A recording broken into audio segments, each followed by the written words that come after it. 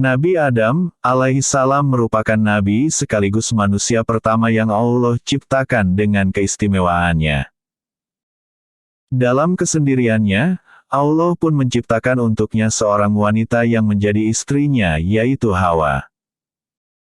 Dinamakan Hawa karena ia diciptakan dari tulang rusuk kiri Nabi Adam. Dari Adam dan Hawa inilah yang kemudian jumlah populasi manusia semakin bertambah. Ada beberapa riwayat yang menjelaskan mengenai kelahiran anak-anak Nabi Adam. Seperti yang disebutkan oleh Imam Abu Ja'far Ibnu Jarir at-Tabari dalam tarikhnya. Hawa melahirkan anak-anak keturunan Adam sebanyak 40, dengan 20 kali kehamilan. Hal ini pun sama sebagaimana yang diriwayatkan oleh Ibnu Ishaq dalam Tafsir Bagawi dan Tafsir Al-Qurtubi. Ada juga yang mengatakan bahwa Hawa telah mengandung sebanyak 120 kali, di setiap kehamilannya ia melahirkan 2 anak kembar laki-laki dan perempuan. Dalam beberapa riwayat lainnya menyebutkan Nabi Adam memiliki 25 orang anak, 24 diantaranya lahir berpasangan, sedangkan 1 orang tidak. Dalam beberapa tarikh, disebutkan bahwa nama-nama anak laki-laki Nabi Adam adalah Abdullah, Cain, Kabil, Asyut, Habil, Syit, Ayat, Balak, Atati, Taubah, Darabi, Hadas, Yahus, Sandal, Barak, Wet, Suwa, Yagut, Yauk dan Nasr. Sedangkan anak-anak Nabi Adam yang perempuan tidak disebutkan namanya kecuali Iklimah, Labuda dan Hazura saja. Namun nama anak-anak Nabi Adam yang secara pasti disebutkan di dalam riwayat tercatat 5 orang, yaitu Kabil, Habil, Iklimah, Labuda dan Syit. Dalam Al-Quran, Allah mengabadikan kisah kedua putra Nabi Adam yaitu Kabil dan Habil.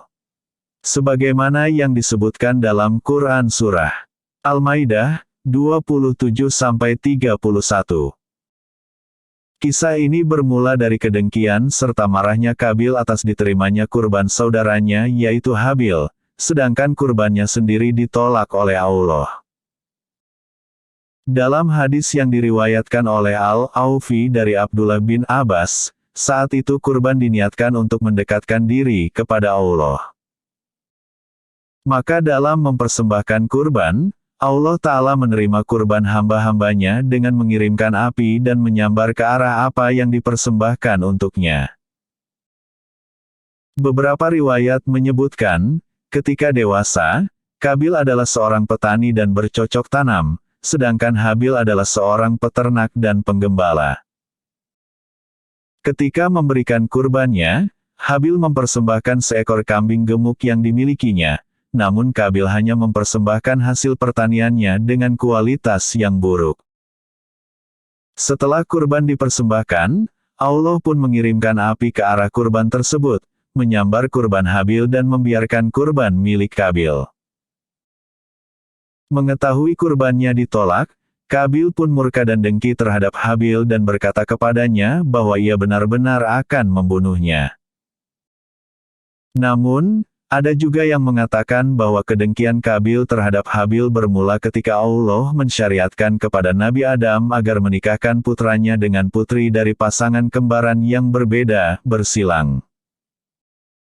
Sesuai dengan syariat tersebut, maka Kabil akan dinikahkan dengan saudara kembar dari Habil yaitu Labuda, sedangkan Habil akan dinikahkan dengan saudara kembar Kabil yaitu Iklimah. Tetapi, Kabil tidak terima akan hal itu sebab ia mendapat istri yang tidak terlalu cantik dan berkeinginan untuk menikah dengan saudara kembarnya sendiri yang berparas cantik.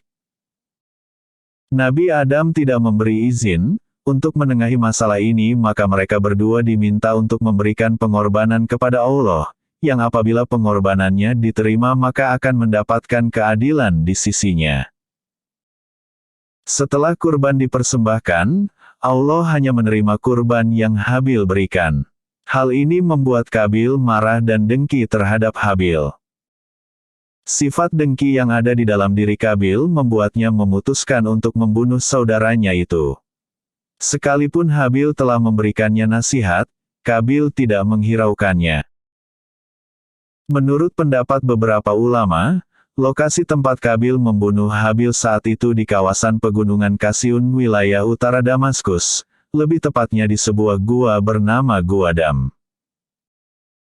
Pada saat Habil sedang tertidur, Kabil membunuh Habil dengan cara melemparkan batu ke arah kepala Habil, hingga kepalanya pecah. Riwayat lain menyatakan bahwa Habil dicekik dan digigit hingga akhirnya matilah Habil di tangan Kabil. Peristiwa ini adalah kematian pertama yang terjadi di muka bumi dan kejahatan pertama yang dilakukan manusia. Setelah ia membunuh Habil, Kabil pun bingung apa yang harus ia perbuat terhadap jenazah saudaranya tersebut, sebab jenazah Habil adalah yang pertama kali di muka bumi.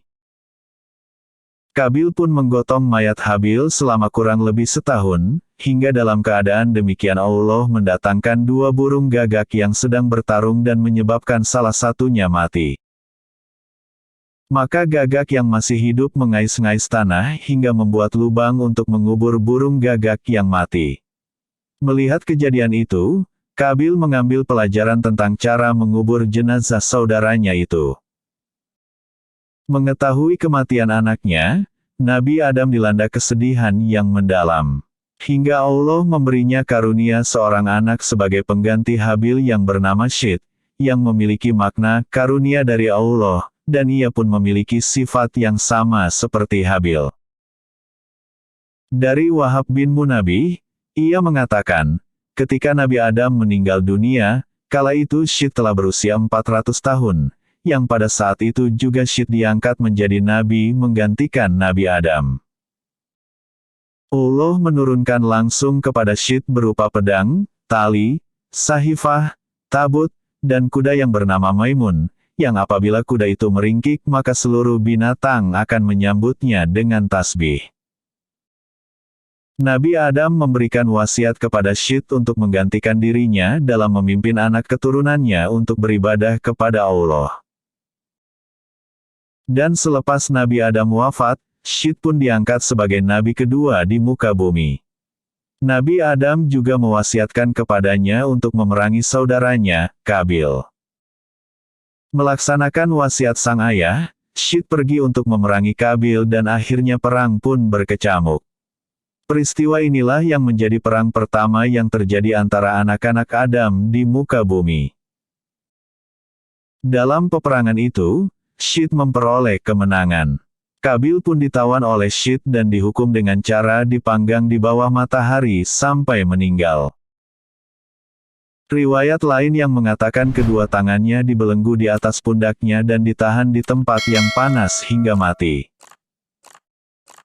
Setelah melaksanakan wasiat yang diperintahkan sang ayah, Syit diutus ke India untuk menjadi juru penegak keadilan.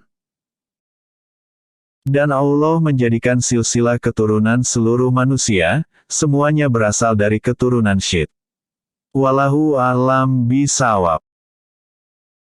Itulah sebagian kisah anak Nabi Adam, Kabil dan Habil. Terima kasih telah mendengarkan. Mohon maaf jika ada kekurangan. Wassalamualaikum warahmatullahi wabarakatuh.